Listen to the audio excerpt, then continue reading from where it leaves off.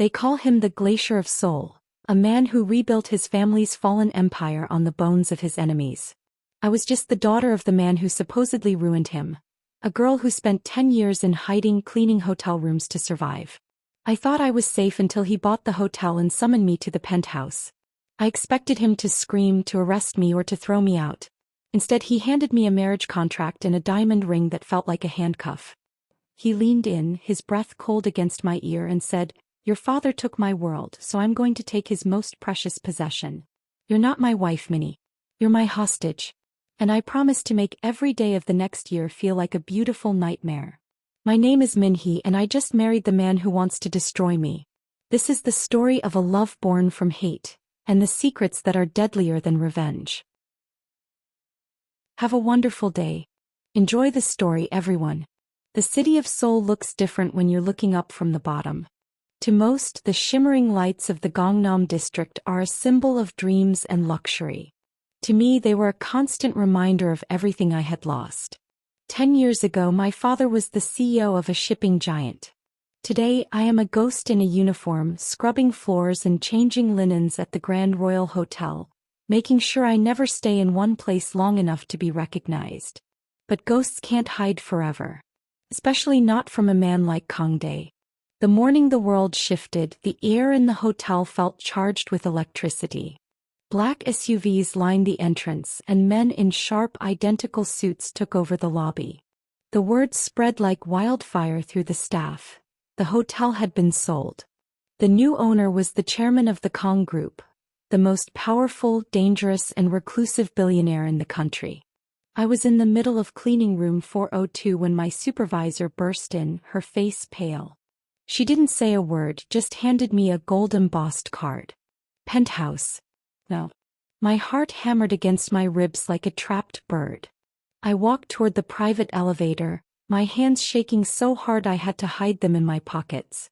As the elevator climbed higher and higher, the city shrinking beneath me, I felt a sense of impending doom. I knew that name. Kang Dae. He was the boy whose family had lost everything because of my father's supposed embezzlement. He was the boy I had once shared my umbrella with in the rain. The elevator doors opened to a world of white marble glass, and a silence so heavy it felt like it was crushing the air from my lungs. He was standing by the window, his back to me. Even from behind, his presence was overwhelming. He was tall, his shoulders broad under a navy blue suit that looked like it was woven from shadows. "You're late," he said. His voice was like a blade sliding over silk, smooth, sharp, and cold enough to freeze the blood in my veins. I apologize, Chairman," I whispered, bowing my head so low I could only see the tips of his polished leather shoes as he turned around. "Look at me," he commanded. I forced myself to lift my chin. Standing before me was the most beautiful man I had ever seen and the most terrifying. His eyes were like dark glass, reflecting nothing but my own fear. His face was a masterpiece of cold angles, his lips set in a thin, hard line. There was no trace of the boy from the rain. "Min-hee," he said, my name sounding like a curse on his tongue. 10 years is a long time to spend in the dirt. Did you think I wouldn't find you? Did you think I would let the daughter of a thief live a quiet life while I spent every night dreaming of how to tear your world apart? My father was framed, Kang Dae, I said, my voice trembling but firm. He never took that money. He died in prison trying to prove his innocence. He took a step toward me and I instinctively backed away until I hit the cold glass of the window. He didn't stop. He leaned in, placing one hand on the glass beside my head, trapping me in his space. The scent of sandalwood and winter air surrounded me. "Innocence is a luxury for the weak," he hissed, his eyes searching mine with a terrifying intensity. "In the real world there are only winners and losers. Your father lost. And now you're going to pay his debt." He reached into his pocket and pulled out a document. He didn't toss it. He pressed it against my chest, his hand lingering for a second too long over my racing heart. "It's a marriage contract," he said, a cruel smirk finally touching his lips. "1 year. You will live in my house. You will attend every gala on my arm. You will show the world that the daughter of the man who betrayed the Kong family is now my servant. In exchange, I won't release the evidence I have that your younger brother is involved in illegal gambling. I won't send the only family you have left to the same prison where your father died. The air left my lungs. My brother. He had found my only weakness. You're a monster, I whispered, tears stinging my eyes. I'm a businessman, he corrected, straightening his suit. And you just became my most valuable acquisition. You have 1 hour to pack. Don't bring the uniform. From now on you only wear what I buy you. You only go where I tell you. And you only breathe when I allow it. He walked away, leaving me shaking against the window. I looked out at the city I had tried to disappear in, realizing that the glacier hadn't just found me, he had frozen my life in place. The contract was signed in blood, and as the first snow of winter began to fall over Seoul, I realized that the man I once loved was gone. In his place was a devil, and I was about to walk straight into his fire. If you can feel the icy tension between Min-hee and the glacier boss, please subscribe to English Story with Masha and hit that like button. We are just beginning this journey of revenge and forbidden passion. Comment the word soul if you want to see Min-hee fight back in the next part. Your support helps me bring these cinematic stories to life. Smooth. The drive to the Kong estate felt like a journey to the end of the world. We sat in the back of a black sedan, the space between us filled with a silence so thick it felt like a wall of ice. Kong Dae didn't look at me once. He stared out at the rain-slicked streets of Seoul, his profile sharp and unforgiving against the city lights. I gripped my small bag, the only thing I had left of my old life, and tried to slow my racing heart. The mansion was located on the outskirts of the city, hidden behind towering gates and a forest of pine trees that groaned in the wind. It was a masterpiece of modern architecture, concrete, glass, and dark steel, but it had no soul. There were no flowers, no warm lights, just a cold, beautiful emptiness. "Welcome to your cage," Kong Dae said as the doors were opened by a staff that looked as robotic as the house itself. He led me to a room on the 3rd floor. It was massive, decorated in shades of charcoal and silver.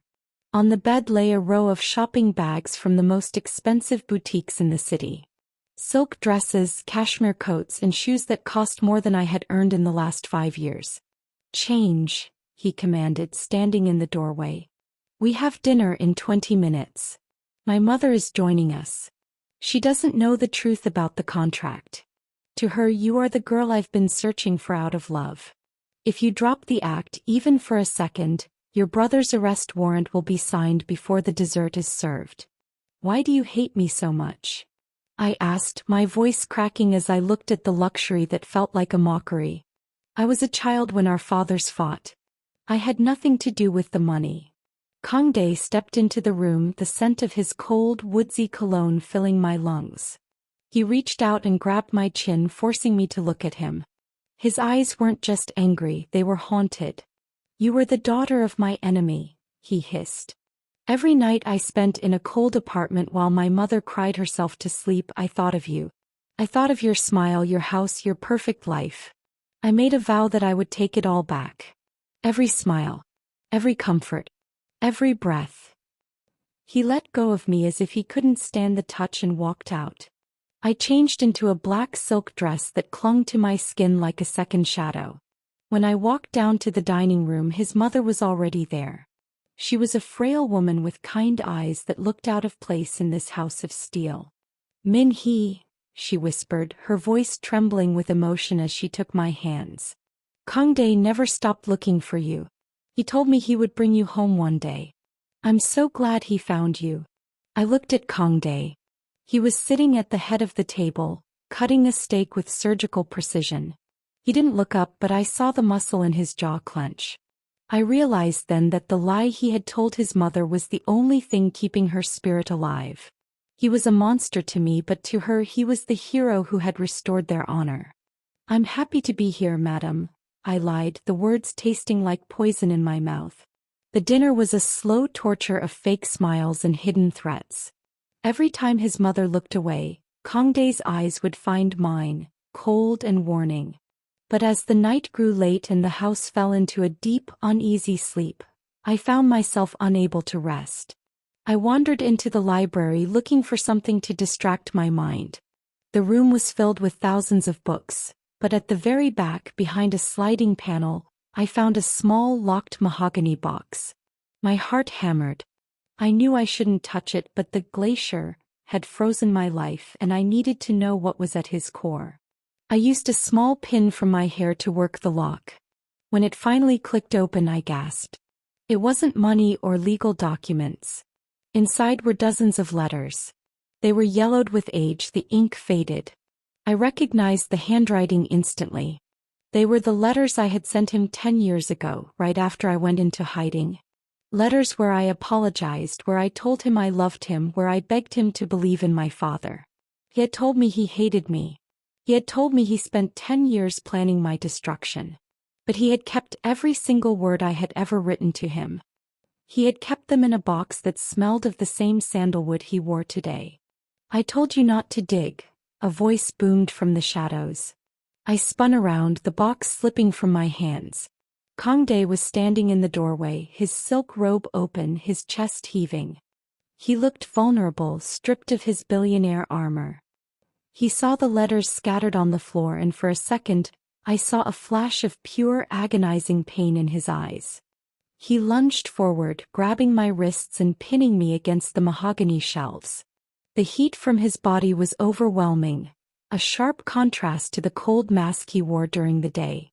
"You think this means something?" he growled, his face inches from mine. "You think these letters change anything?" "I kept them to remind myself of the lies you told. I kept them so I would never forget who ruined my life." "Then why are you shaking, Kangdae?" I whispered, my eyes searching his. "If you hate me, why is your heart beating so fast?" He didn't answer with words. He leaned in, his lips hovering just a hair's breadth from mine. The tension was a living thing, a fire burning in the middle of a frozen wasteland. He looked like he wanted to kill me and kiss me at the same time. "Don't mistake obsession for mercy, Min-hee," he whispered, his voice broken. "The year is just beginning.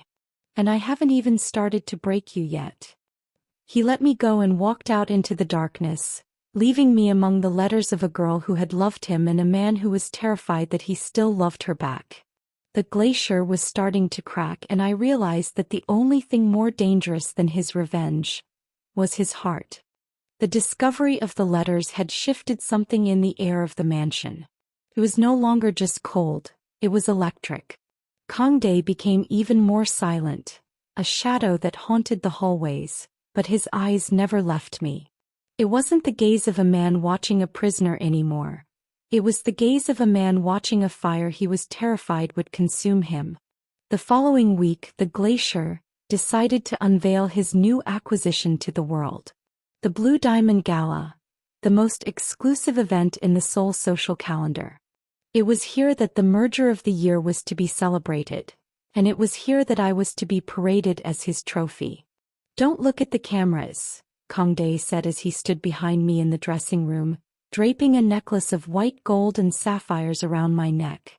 The stones felt like chips of ice against my skin. "Don't speak to the reporters. Your only job is to belong to me. If anyone asks about the past, you smile and let me handle the rest." I looked at him in the mirror. He was dressed in a charcoal tuxedo, looking every bit the untouchable king. "Is that all I am to you, Kangdae? A prop for your ego?" He tightened the clasp of the necklace, his fingers lingering on the back of my neck. I felt a shiver run down my spine, not from cold but from the sudden, intense heat of his proximity. He leaned down, his lips brushing against my ear. "Tonight you are the most expensive thing in the room," he whispered. "And I don't like it when people touch my things." The gala was a sea of shimmering silk and sharp whispers. As we entered the ballroom, the music seemed to falter for a second. The daughter of the man who ruined the Kang family, standing on the arm of the man who rebuilt it. It was the scandal of the decade. I felt the weight of 1,000 judgments, but Kangdae's hand was a steady iron weight on my waist, pulling me flush against his side. "Chairman Kang." A word, a reporter shouted, but Kangdae ignored them all, leading me toward the center of the room where the elite gathered. Among them stood Jin-ho, the heir to a rival electronics empire and the only man who had ever dared to challenge Kangdae's dominance. Jin-ho was the opposite of Kangdae, warm, charming, and dangerous in a way that felt like a honey trap. Kangdae, Jin-ho said, his eyes sliding over me with a slow, appreciative hunger. I heard you found a hidden treasure. But I didn't realize she was this breathtaking. You always did have a habit of keeping the best things for yourself. She isn't a thing, Jin-ho, Kangdae said, his voice dropping to a low, lethal growl. I felt his fingers dig slightly into my hip. A silent, possessive claim. Jin-ho laughed, stepping closer until he was within my personal space. He ignored Kangdae and looked directly at me. Min-hee, right? I remember you. We met at your father's garden party years ago. You were wearing a yellow dress and carrying a book of poetry. It's a tragedy what happened to your family. If you ever find that the glacier is a bit too cold for your taste, my door is always open. The air around us seemed to drop 20 degrees. I felt Kangdae's entire body stiffen. The glacier was no longer just cold, he was a storm. The auction is starting, Kangdae said, his voice tight. Move, Jin-ho. Before I decide to buy your company just to fire you.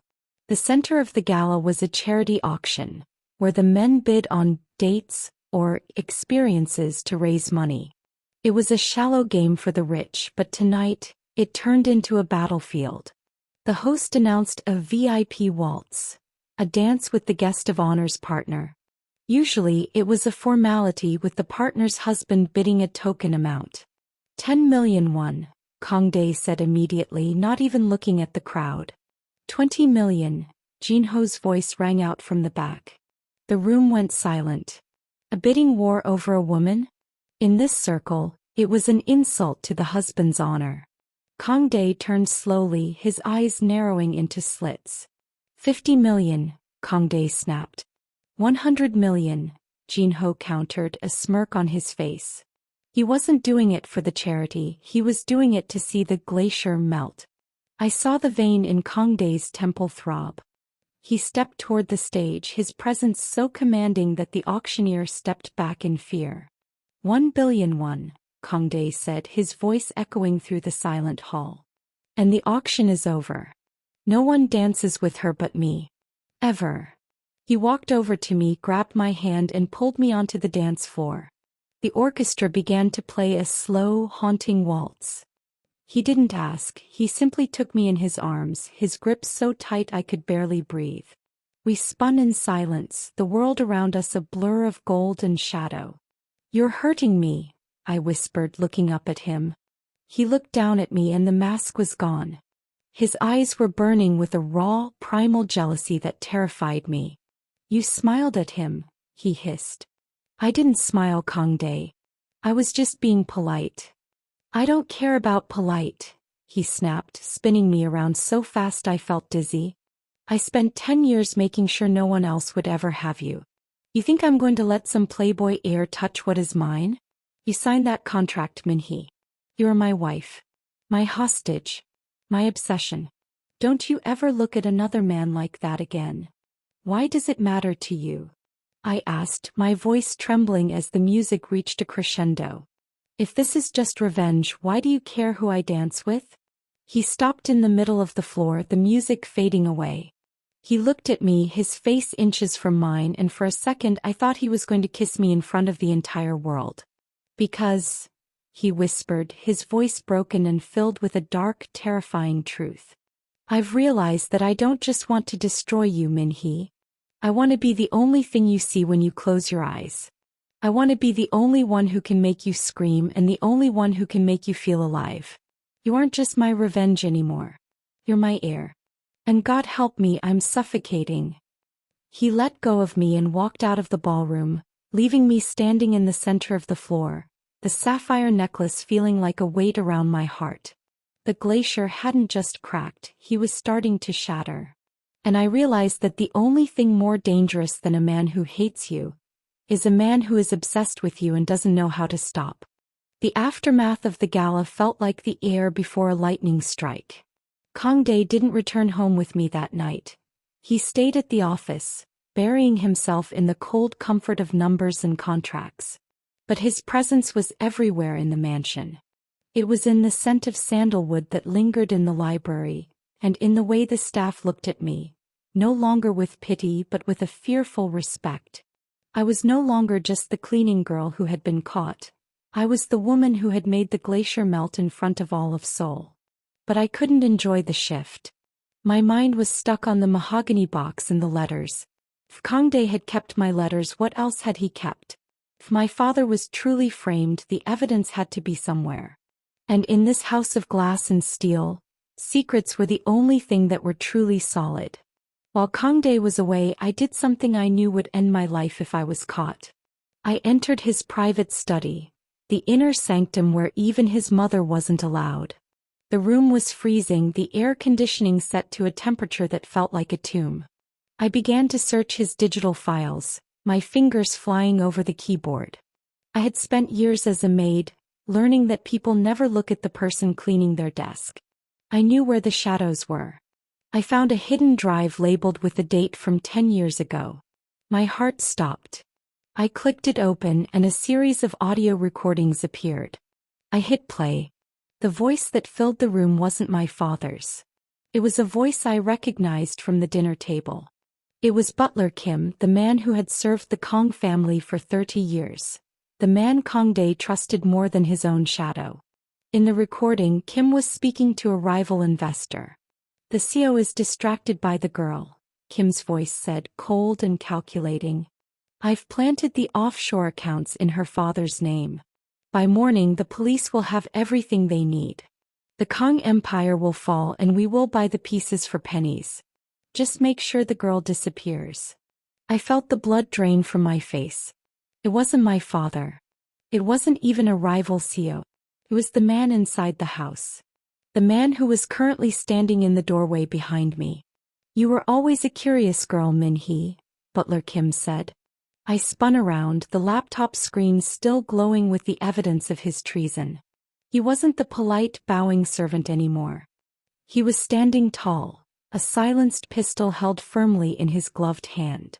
His eyes were as empty as the mansion's halls. "You should have stayed in the hotel," he whispered. "You should have stayed a ghost. Now I have to clean up a mess I thought I finished a decade ago." "Kangdae will kill you," I said, my voice shaking as I backed away toward the floor-to-ceiling window. "Kangdae is blinded by his obsession with you," Kim sneered. "He thinks he's playing a game of revenge, but he's just a boy playing with matches. He won't know you're gone until I've finalized the transfer of his shares. Tragic accident for the runaway bride.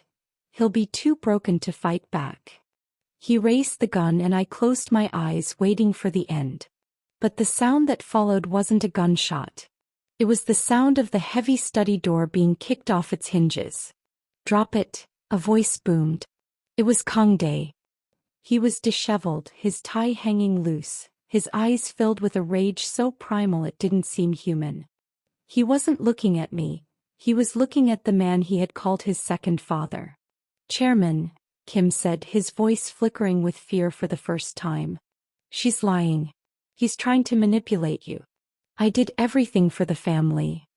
"I heard the recording, Kim," Kangdae said, stepping into the room. "He didn't have a weapon. He didn't need one."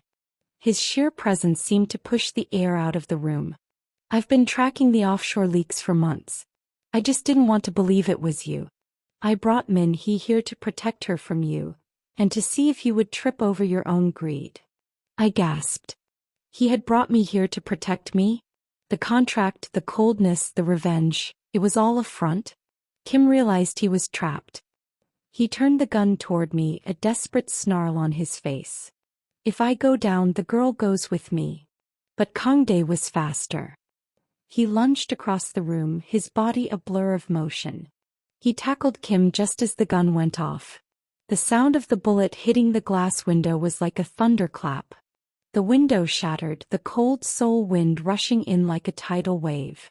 They struggled on the floor, A brutal, silent war of shadows. Kang Dae fought with a desperation I had never seen, not for his empire but for the life of the woman he had spent 10 years pretending to hate. With a final, crushing blow, he disarmed Kim and pinned him to the floor until the security team flooded the room.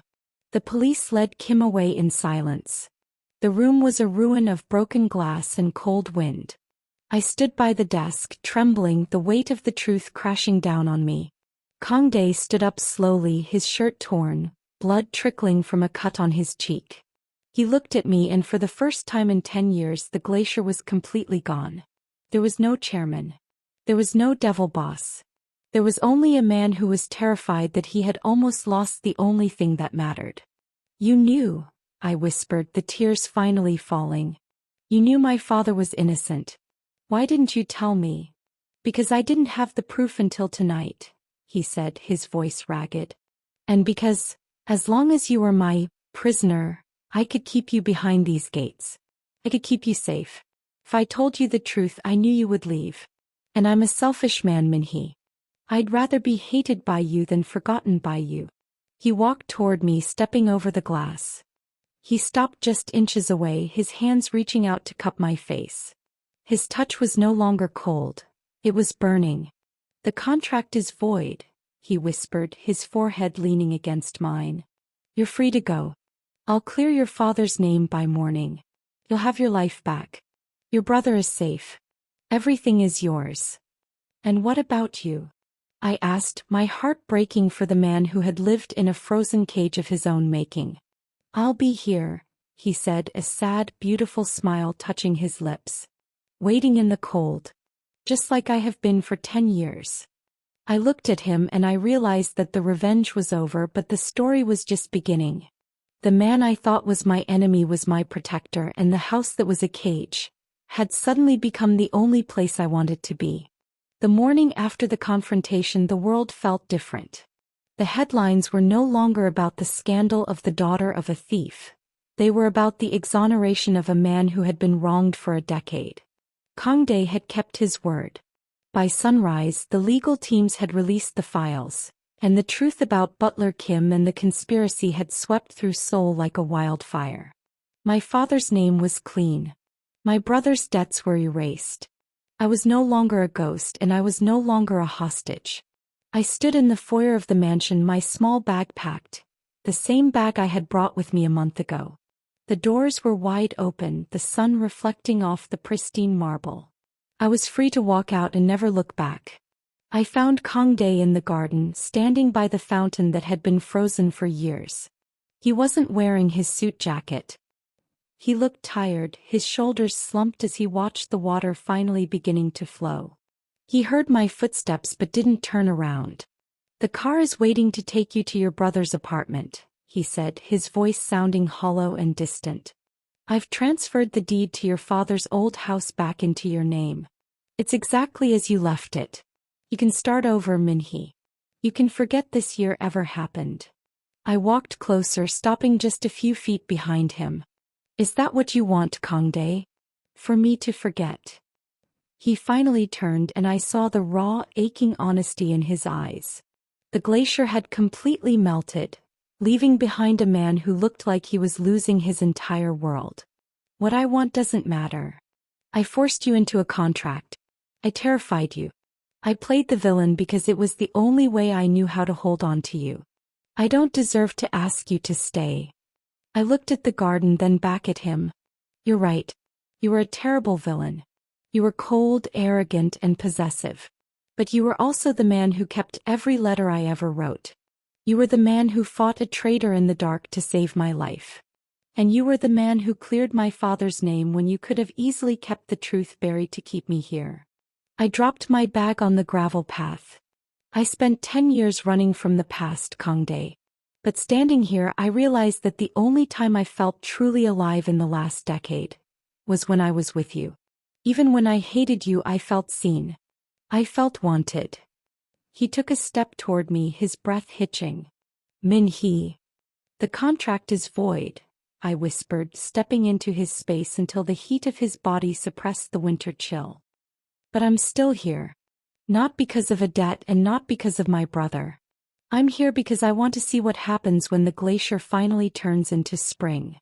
A single snowflake fell between us, then another. The first real snow of the year. In Seoul they say that if you're with someone during the first snow, your love will last forever. Kang Dae reached out, his hands trembling as he cupped my face. He looked at me with a reverence that made my heart ache. I've loved you since the day we shared that umbrella in the rain, Minnie. I've loved you through the anger, through the silence, and through the years of searching. I don't want to be your boss. I don't want to be your captor. I just want to be the man who earns your smile every day for the rest of our lives. He leaned down, and this time there was no hesitation. The kiss was slow, deep, and tasted of 1,000 unsaid promises. It was the end of a 10-year war and the beginning of a peace we had both thought was impossible. A year later, the Kang mansion was no longer a cold fortress of glass and steel. There were flowers in the garden, laughter in the halls, and the scent of sandalwood was mixed with the smell of home. We stood on the balcony watching the city lights of Seoul, but we weren't looking down from the top anymore. We were looking out at a world we were building together. The glacier was gone. In his place was a husband, a protector, and a man who finally knew that the greatest power in the world wasn't revenge. It was the courage to let someone in. My name is Min-hee, and I married the man who tried to destroy me. But in the end we didn't destroy each other. We saved each other. And as the snow began to fall once again, I realized that some stories don't end with, "I do." They end with, "I'm home." Have a wonderful day. Enjoy the story, everyone. And remember, sometimes the coldest hearts are just waiting for the right person to bring the spring.